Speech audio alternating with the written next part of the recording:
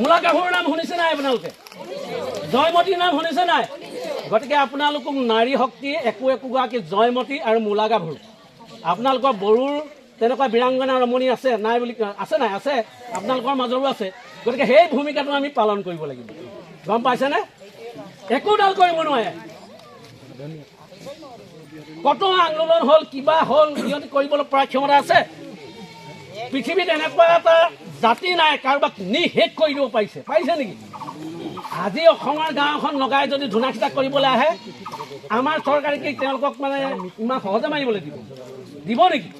কেতিয়াও নিদিয়ে। গতিকে সেই মুডটো আমাক লাগিব। কিন্তু এটা কথা মই এতিয়াই কৈ থৈছোঁ, ক'ৰবাত যদি নগাই মাটি দখল কৰে, সেই মানুহটোহে আপোনালোক গোটেইখিনি যাব লাগিব।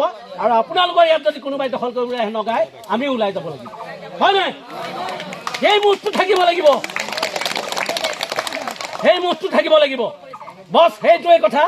আমি গোটেই মাউখে উঠিলে একেলগে উঠি যাম, একো কৰিব নোৱাৰে, চিন্তা নকৰিব। মই বেছি নকওঁ, ইমানেই ক'লোঁ। আৰু যিকেইটা প্ৰস্তাৱ আমি ল'ম, বছ ইমানেই। ভয় কৰিবলৈ দৰকাৰ নাই। আমাৰ লগত নেতা আছে, আমাৰ বিদ্যুৎ শইকীয়া ডাঙৰীয়া আছে, জাতীয়তা পৰিষদৰ নেতা আছে, চুতীয়া ছাত্ৰ নেতাৰ নেতা আছে, বিভিন্ন সাংবাদিকসকল আছে। ভয় কৰিবলৈ একো প্ৰয়োজন নাই। নাগালেণ্ড চৰকাৰ হয়, অসম চৰকাৰ হয়, মাটি আমাক লাগিবই।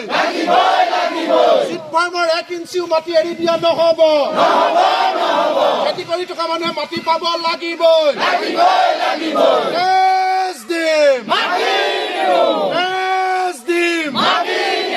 জীৱন দিম, মাটি এৰি দিয়া নহ'ব। চিট ফাৰ্মৰ মাটি এৰি দিয়া নহ'ব। নাগালেণ্ড চৰকাৰ হয়, মাটি আমাক লাগিবই। চিট ফাৰ্মৰ মাটি আমাক লাগিবই।